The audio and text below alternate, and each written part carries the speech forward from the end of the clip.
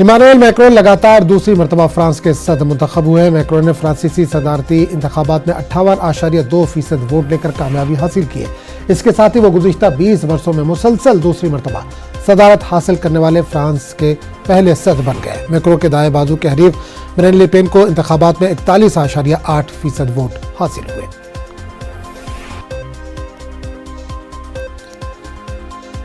तो Emmanuel Macron को बड़ी कामयाबी मिली है। लगातार दूसरी मरतबा वो फ्रांस के सदर मुंतखब हुए। मैक्रोन ने फ्रांसीसी सदारती इंतखाबात में 58.2% वोट लेकर कामयाबी हासिल की। इस पूरे मामले पर बात करने के लिए हम सीधे रुख करेंगे दिल्ली का, जहां समाचार नुमाइंदे शैलेंद्र वांगो इस वक्त जोड़े।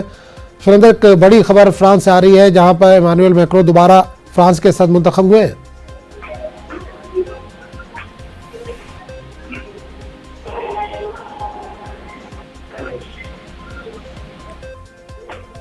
शैलेंद्र, आप तक आवाज पहुंच रही है?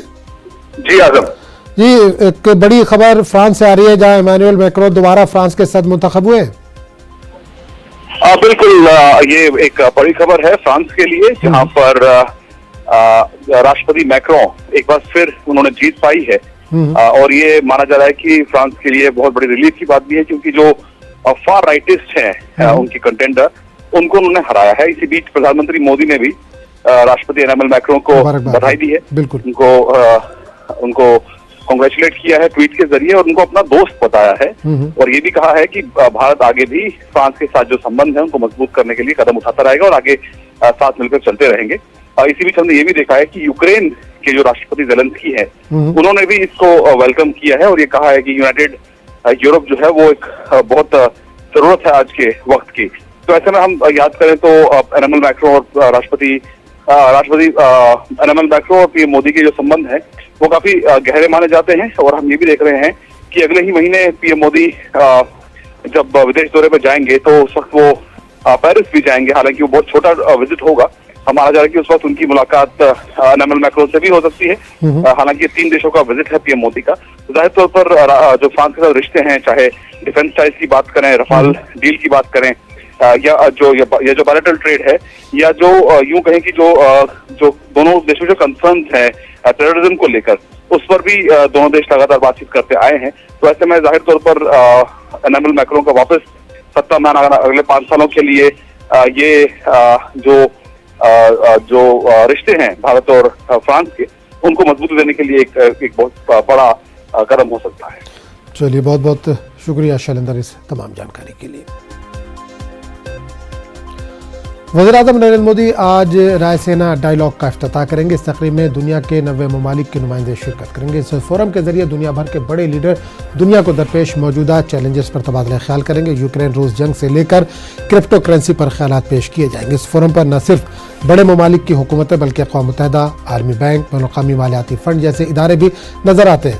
साल 2016 में शुरू होने वाला रायसीना डायलॉग गौर फ़िक्र और बातचीत का एक अहम फोरम बन गया। ये न सिर्फ हिंदुस्तान की सिफारतकारी बल्कि आलमी सिफारतकारी के माहिरीन, मुहक्किकीन और सियासतदानों को भी एक प्लेटफॉर्म पर लाने के लिए काम कर रहा है।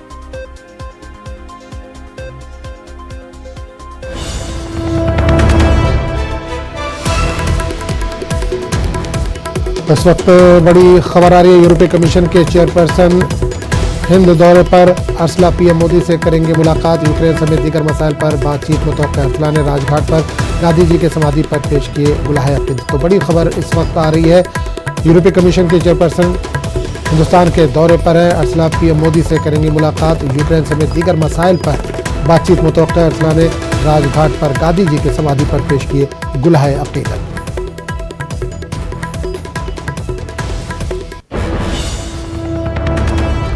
तो इस वक्त यूरोपीय कमीशन की चेयरपर्सन हिंदुस्तान के दौरे पर। अर्सला पीएम मोदी से करेंगे मुलाकात। यूक्रेन समेत दीगर मसाइल पर बातचीत मुतवक्का। अर्सला ने राजघाट पर गांधी जी की समाधि पर पेश किए गुलाहे अक़ीदत।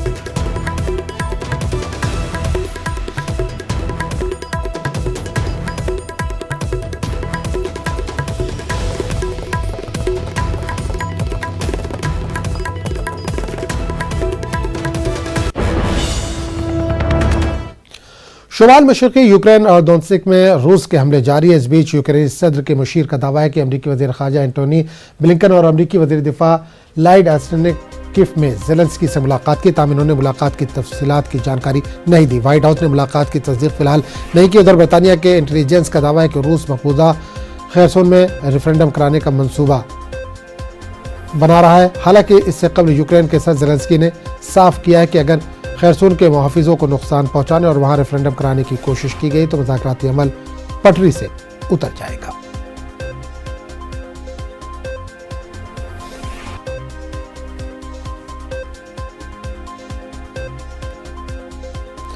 आंध्र प्रदेश में मिनी बस और लॉरी में हुई टक्कर के नतीजे में 3 अफराद बरसरे मौका हलाक हो गए, जबकि 9 अफराद जख्मी हुए। जख्मियों को अस्पताल में दाखिल करा दिया, जिनमें 5 की हालत नाजुक बताई जाती है।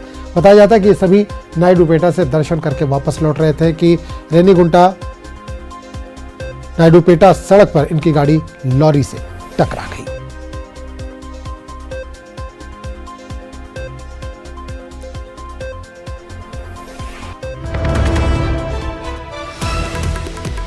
आंध्र प्रदेश से बड़ी खबर। अलोरी सीतारामा राजू जिले के चिंतूर में नक्सलियों ने बस पर फायरिंग की। वाकया कौमी शाहरा पुरवेला और कुतुरु गांव के दरमियान पेश है। नक्सलियों ने निजी ट्रैवल बस को रोका और मुसाफिरों को नीचे उतरने को कहा।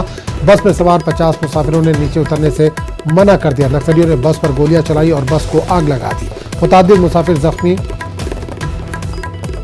पुलिस के ड्रोन हमले के खिलाफ नक्सलियों का एहतजाज जारी है। तो बड़ी खबर इस वक्त आ रही है आंध्र प्रदेश से, जहां अलोरू सीतारामा राजू जिले के चिंतूर में नक्सलियों ने बस पर फायरिंग की। वाकया कौमी शाहरा पुरवेला और कुतुरु गांव के दरमियान पेश है। नक्सलियों ने निजी ट्रैवल बस को रोका और मुसाफिरों को नीचे उतरने को कहा। बस में सवार 50 मुसाफिरों ने नीचे उतरने से मना कर दिया। नक्सलियों ने बस पर गोलियां चलाई और बस को आग लगा दी। मुतअद्दिद बस जख्मी मुसाफिर हैं। बस्तर के देहातों में पुलिस के ड्रोन हमले के खिलाफ नक्सलियों का ये एहतजाज है।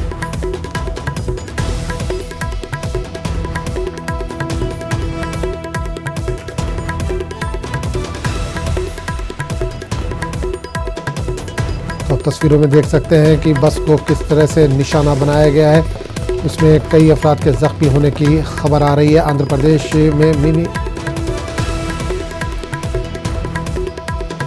से बड़ी खबर आ रही है। अलोरी सीतारामा राजू जिले के चिंतूर में नक्सलियों ने बस पर फायरिंग कर दी है। वाकया कौमी शाहरा पुरवेला और कुतुरु गांव के दरमियान पेश है। नक्सलियों ने निजी ट्रैवल बस को रोका और मुसाफिरों को नीचे उतरने को कहा। इस पूरे मामले पर बात करेंगे अपने नुमाइंदे इसाक से, जो इस वक्त हमारे साथ फोन के जरिए जुड़े। इसाक, बड़ी खबर आ रही है इस वक्त आंध्र प्रदेश से, जहां नक्सलियों ने बस पर हमला कर दिया है। प्राइवेट बस थी, इस वक्त क्या ताज़ा हालत है? हाँ आजम, रात को 12 बजे जो ओडिशा से हैदराबाद आने वाली प्राइवेट बस को जो है ना चिंतूर के करीब जो है ना उन्होंने नक्सलियों ने रोक ली और उसमें कहा गया कि बस में जो पैसेंजर्स मुसाफिर है उन सभी को उतरने को कहा, लेकिन मुसाफिरों ने मना किया तो नक्सलियों ने डीजल डाल दिया और आग लगा दी। तो जब आग लगने के बाद जो है ना मुसाफिर जो है वो पूरे इमरजेंसी डोर और सामने से डोर से उतर गए, जिसमें 5 लोग को जो है ना जख्म हुए, जिन्हें अस्पताल ले गया। इस हादसे के बाद जो है ना वहाँ पे पुलिस जो है ना पूरी तहकीकात कर रही है। कोम्बिंग ऑपरेशन भी आज सुबह से स्टार्ट हो गया है। कहा जाता है कि जो नक्सलियों ने एक लेटर छोड़ दिया गया है जिसमें कहा गया है कि इस बीच में जो बस्तर में जो ड्रोन के जरिए अटैक पुलिस वालों ने किया है जो आदिवासी गांवों पर, उसके अगेंस्ट जो है ना खिलाफ ये कार्रवाई की गई है और पुलिस जो है ना पूरी तरह से जांच कर रही है। और जो लोग रात के बस हादसे में जो घायल हुए उन्हें अस्पताल में ले गया और दूसरे जो मुसाफिर है उन्हें दूसरी बस में जो है ना अपने वहां को भेज रहे हैं। बिल्कुल, नक्सलियों की तादाद कितनी रही होगी जो मुसाफिर थे वहां पर मौजूद या ड्राइवर वगैरह रहे होंगे? क्या किसी ने कुछ जानकारी इस तरह की दी है कि कितनी तादाद थी नक्सलियों की, और क्या इस वक्त सर्च ऑपरेशन जारी है? बताया जाता है कि जो ड्राइवर और मुसाफिर जो है उन्होंने बताया कि पुलिस को 5 लोग जो बस के पास जो आए और सराउंडिंग्स में जो है ना पूरे 10 यानी 15 जो के करीब जो है ना नक्सल जो है ना वहाँ पे मौके पे वारदात से है। इस मामले के बाद जो है ना पूरी तरह से जो एजेंसी के एरिया में जो पुलिस ने पूरी चौकन्नी होगी। करीब के गांवों में जो है ना सर्चिंग ऑपरेशन और चेक पोस्ट लगा दिया गया है और इस मामले में पूरी तरह से कोम्बिंग ऑपरेशन जो है ना सुबह से स्टार्ट हो गया है। अगम बिल्कुल, ऐसा एक और बड़ी खबर आ रही है नायडूपेटा से, जहां पर एक्सीडेंट हुआ है, लॉरी और ट्रक में टक्कर हुई है, बस में टक्कर हुई है। क्या हालत है वहां पर, वहां के ताजा अपडेट क्या है? हाँ, श्रीकाళहस्ती के जहाँ नायडूपेटा और रेणीगुंटा के जो नेशनल हाईवे है वहाँ पे रात को जो है ना एक ट्रक, जो मिनी ट्रक जो है ना वो लारी से टकरा गई, जिसमें पूरे 12 लोग थे, जिसमें 3 लोग जो है ना वहाँ पे मौके वारदात पर हुई मौत होगी और बाकी जो 9 लोग हैं वो जख्मी हो गए, जिसमें 4 जो है ना छोटे बच्चे हैं जिनकी हालत बहुत खराब होने के बाद जो है ना वहां से उन्हें तिरुपति जो रिया हॉस्पिटल है वहां पे ट्रीटमेंट के लिए भेजा गया और बाकी जो लोग हैं वो भी पूरे घायल है। ये करीबी नायडूपेटा की एक मंदिर में दर्शन के बाद जो है ना ये घर को लौट रहे थे, तो सामने से जो ट्रक आई वो जो है ना इनके एक्सीडेंट हो गया। चलिए, बहुत बहुत शुक्रिया इसहाक इस तमाम जानकारी के लिए। खबरों का सिलसिला जारी रहेगा, लेकिन एक छोटे से वक्फे के बाद। महाराष्ट्र में लाउड स्पीकर पर आज़ान को लेकर सियासत जारी है। एमएनएस ने 3 मई तक तमाम मसाजिद से लाउड स्पीकर हटाने की डेडलाइन फिक्स की है। ऐसा नहीं करने पर एमएनएस ने मस्जिदों के बाहर हनुमान चालीसा का पाठ करने का इंतबाह दिया है।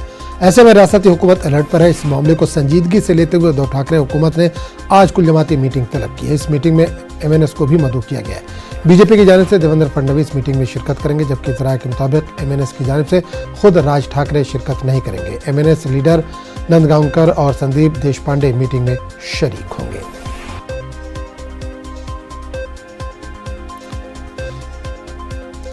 और इस पूरे मामले पर बात करने के लिए हम सीधे रुक करेंगे मुंबई का, जहां से हमारे नुमाइंदे प्रशांत इस वक्त सीधे तौर पर जुड़े हैं। प्रशांत, लाउड स्पीकर मामले पर आज अहम मीटिंग होने वाली है, क्या कुछ फैसला हो सकता है इसमें? जी बिल्कुल, देखिए ये बैठक काफ़ी अहम इसलिए भी मानी जा रही क्योंकि हमने देखा है कि पिछले कई दिनों से मुंबई महाराष्ट्र में लाउड स्पीकर को लेकर के जो विवाद चल रहा है वो सड़कों तक आ चुका है। हमने देखा कि कल इसी चीज़ को लेकर के लाउड स्पीकर और हनुमान चालीसा को लेकर के हमने देखा कि किस तरह से राणा दंपत्ति सड़कों पर उतरने की तैयारी में थी। उसके बाद जो कार्रवाई हुई वो हमने सबने देखा है। लेकिन इस बैठक में कौन कौन शामिल होगा, सबसे बड़ा सवाल खड़ा होता है। राज ठाकरे ने इस बात को छेड़ा था, लेकिन राज ठाकरे इस बैठक में खुद शामिल नहीं हो रहे। उनके जो बाकी के नेता है बाला नांदगांवकर और संदीप देशपांडे जो मनसे के नेता है वो इस बैठक में शामिल होंगे, इस बात की पुष्टि हो चुकी है। बीजेपी की तरफ से देवेंद्र फडणवीस खुद यहाँ मौजूद रहेंगे, इस बात की भी पुष्टि हो चुकी है। अजीत पवार की अगुवाई में इस बैठक को बुलाया गया है। देखना अहम ये होगा कि इस बैठक में क्या फैसला लिया जाता है, क्योंकि लॉ एंड ऑर्डर जो है हमने देखा है कि पिछले कुछ दिनों से मुंबई में बिगड़ती नजर आ रही है और इसी बात को ध्यान में रखते हुए मुंबई पुलिस की तरफ से कई कार्रवाई भी करने को हमको देखने को मिल रहा है। कुल मिलाकर देखिए इसमें सबसे अहम पॉइंट ये होगा क्योंकि मनसे की तरफ से आज सवेरे पहले ही संदीप देशपांडे ने ट्वीट किया कि इस बैठक में वही फैसला लिया जाएगा जो पहले से कानून में है, यानी जो सुप्रीम कोर्ट और हाई कोर्ट की तरफ से गाइडलाइंस दिए गए हैं उसे इस बैठक में शामिल किया जाएगा और उसे पारित किया जाएगा। ऐसी उम्मीद उन्होंने पहले से दिया है, जो राज ठाकरे ने पहले अपने भाषण में बयान दिया था। ऐसे में अब देखना ये होगा कि इस बैठक में जो लोग शामिल होंगे उसमें क्या, कौन से पक्ष से कौन से बातें रखे जाती हैं और उसमें क्या निर्णय लेता है, सबसे अहम होगा। और क्या लाउड स्पीकर को लेकर के, देखिए सबसे अहम बात यह है कि लाउड स्पीकर को हटाना ना हटाना वो बात की बात है, लेकिन क्या उसकी जो आवाज़ है वो कितने डेसिमल तक होना चाहिए, इस पर भी चर्चा होगी। और साथ ही साथ लॉ एंड ऑर्डर, जैसे मैंने कहा, वो सबसे अहम होगा। वो मुद्दा जो है इस बैठक में रखा जाएगा कि मुंबई और महाराष्ट्र का लॉ एंड ऑर्डर जो है पूरी तरह से बिगड़े नहीं, लोग सड़कों पे उतरे नहीं, कोई हिंसा कहीं ना हो। इस बात को ध्यान में रखते हुए इस बैठक को सबसे पहले बुलाया गया है। अब देखना होगा कि जो लोग शामिल होंगे, जो तमाम लोग वहाँ बैठेंगे तो वहाँ पर अपनी अपनी बातें रखते हैं, तो इसमें क्या निर्णय निकलता है ये सबसे अहम आज बात होगी। बिल्कुल प्रशांत, देखिए और जाना चाहिए कहीं ना कहीं ये देखने को मिल रहा है कि सरकार जो अपोजिशन के दबाव में कहीं ना कहीं नजर आ रही है। देखिए इसमें दो राय नहीं है, क्योंकि शुरुआती दौर में हमने देखा था कि एक बार महाविकास आघाड़ी, इनका साफ तौर पर यही कहना था कि केंद्र एजेंसियों का इस्तेमाल करके हमारे ऊपर कार्रवाई कर रही है। अब जैसे ही राज ठाकरे ने लाउड स्पीकर वाला मुद्दा उठाया तो वो मुद्दा आप देखिए तो उसके बाद से केंद्र सरकार की तरफ से कोई कार्रवाई नहीं हुई है। जो है ये अब लाउड स्पीकर, हनुमान चालीसा, इसी को लेकर के लोग अब सड़कों पर उतर रहे हैं। आज हर किसी को हनुमान चालीसा बोलना है, ये जो है अब हर गली में चर्चाएं शुरू हो चुकी है। तो हमने देखा है कि जो केंद्र की सरकार है, जो बीजेपी है यहाँ अपोजिशन में, उनका जो स्टंट होता है उसके दबाव में सरकार को हमेशा हमने देखा है। और इसी बात को क्लियर करने के लिए इस चर्चा को बुलाया गया है। इस बैठक में उन तमाम चीज़ों को रखा जाएगा कि राजनीति एक अलग चीज़ है, लेकिन ऐसे में आम लोगों को कुछ सहना ना पड़े, पुलिस को जो है कुछ सहना ना पड़े, सड़कों पर हिंसा ना हो, दो समुदाय के बीच कोई झगड़ा ना हो, इन सारी चीज़ों को लेकर के चर्चा होगी। और देखना ये होगा कि कौन इस मीटिंग में कौन अपनी क्या क्या तरीके से कौन सी बातें रखता है और उन बातों पर कितना मुहर लगता है, कितना पारित होता है, देखनी होगी। लेकिन सबसे अहम बात मैं आपको बता दूं कि इस बैठक में राज ठाकरे खुद नहीं आ रहे, उनके नेता संदीप देशपांडे ने खुद इस बात की पुष्टि की है। उनके नेता बालानंद गावकर वहां मौजूद रहेंगे, देवेंद्र फडणवीस मौजूद रहेंगे, अजित पवार जो है अपनी अगुवाई में इस बैठक को बुलाए हैं। चलिए, बहुत बहुत शुक्रिया प्रशांत इस तमाम जानकारी के लिए। केस सुमैया पर मुबैना हमले के मामले में बीजेपी का वफ्द आज दाखिला सेक्रेटरी अजय कुमार भल्ला से मुलाकात करेगा। वफ्द सुनील राणा, मेयर कोटेचा समेत दीगर लीडरों पर मुश्तमिल होगा। वाज़ेह है कि बीजेपी लीडर केस सुमैया ने दावा किया था कि शनिचर के रोज खार पुलिस स्टेशन से बाहर आने के दौरान शिवसेना कारकुनों ने उन पर पत्थर फेंके थे, जिस पर वो जख्मी हो गए थे। केस सुमैया आज़ाद रुकने पार्लियामान नवनीत राणा उनके शौहर रवि से मुलाकात करने के लिए गए हुए थे। और इस पूरे मामले पर बात करने के लिए हम सीधे रुक करेंगे दिल्ली का, जहां सामान्य नुमाइंदे विनीत इस वक्त जुड़ रहे हैं। विनीत, महाराष्ट्र की लड़ाई अब दिल्ली पहुंच गई है, केस सुमैया का मामला दिल्ली पहुंचा है आज? जी, निश्चित तौर पर मैं आपको बताना चाहूंगा आजम की जिस तरह से किरीट सुमैया पर जिस तरह से हमला हुआ, उसकी उन्होंने तस्वीरें भी उन्होंने जारी की थी, जिसमें उन पर की ब्लड में जो है वो खून के निशान जो है वो उनके शरीर पर दिखे थे। तो साफ तौर पर बीजेपी इसने पहले इस बात की निंदा की थी और जिस तरह से बीजेपी जो है वो लगातार महाराष्ट्र सरकार से उनकी जो स्थिति है उसको लेकर के अपनी मांग की थी। साथ ही साथ बीजेपी चाहती है कि इस मुद्दे को वह केंद्र सरकार को बताए, इसीलिए वो आज गृह मंत्रालय में भी बीजेपी का एक प्रतिनिधि मंडल जो है वो जाएगा और साफ तौर पर मांग करेगा कि इस पूरे मामले की जांच होनी चाहिए। साफ तौर पर बीजेपी का कहना है कि जिस तरह से किरीट सुमैया पर हमला किया गया है वह निंदनीय है और उनकी सुरक्षा की जिम्मेदारी जो है वो महाराष्ट्र सरकार की बनती है। साफी तौर पर बीजेपी ने यह आरोप लगाया है कि कहीं न कहीं ढिलाई बरती गई, कहीं न कहीं सुरक्षा की जो चूक है वो किया गया, या फिर कि महाराष्ट्र की सरकार ने जो जिस तरह से नरमी दिखा रखी है उसके कारण इस तरह से बीजेपी का यह आरोप है कि कहीं न कहीं किरीट सुमैया की सुरक्षा को लेकर के या फिर अन्य मामलों को लेकर के महाराष्ट्र सरकार ने कुछ नरमी में रख रखा है और इसी कारण इस तरह की घटना हुई। तो साफ तौर पर बीजेपी अपने इन आरोपों को अब केंद्रीय गृह मंत्रालय भी ले जाएगी और वहां पर इसकी शिकायत करेगी। हमें जो अभी जानकारी मिल रही है उसके अनुसार लगभग 10:15 में बीजेपी का प्रतिनिधि मंडल जो है वो केंद्रीय गृह मंत्रालय पहुंचेगा और यहाँ पर पूरे किरीट सुमैया मामले की बातचीत होगी। चलिए, बहुत बहुत शुक्रिया विनीत इस तमाम जानकारी के लिए। कस्टम डिपार्टमेंट ने इतवार को पंजाब के अटारी बॉर्डर पर मलेठी की एक खेप में छुपाई गई 100 किलोग्राम से ज्यादा हेरोइन जब्त की है, जिसमें बैनुल-अक़वामी मार्केट में कीमत तकरीबन 700 करोड़ रुपए बताई जाती है। मलेठी की ये खेप अफगानिस्तान से आई है। महकमे कस्टम्स की तरफ से जारी करदा एक सरकारी बयान के मुताबिक अमृतसर कस्टम्स कमिश्नरेट के तहत इंटीग्रेटेड चेक पोस्ट अटारी से कल 102 किलोग्राम हेरोइन जब्त की गई है। सरकारी बयान के मुताबिक हेरोइन को दिल्ली के एक शख्स ने अफगानिस्तान से दरामद किया था। मलेठी की खेप में इसे छुपाया गया था। बयान में कहा गया है कि मामले की तफसीली जांच जारी है।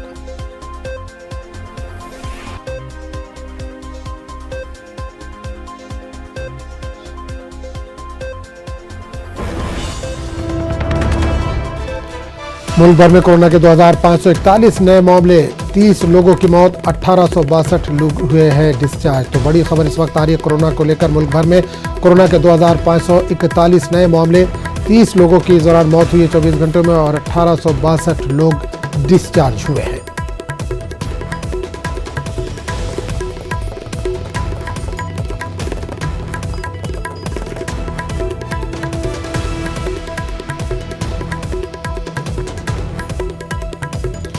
तो बड़ी खबर कोरोना को लेकर एक बार फिर आ रही है। कोरोना एक बार फिर बढ़ रहा है। मुल्क भर में कोरोना के 2541 नए मामले सामने आए। 30 लोगों की इस दौरान मौत हुई है। 1862 लोगों को अस्पताल से डिस्चार्ज किया गया है।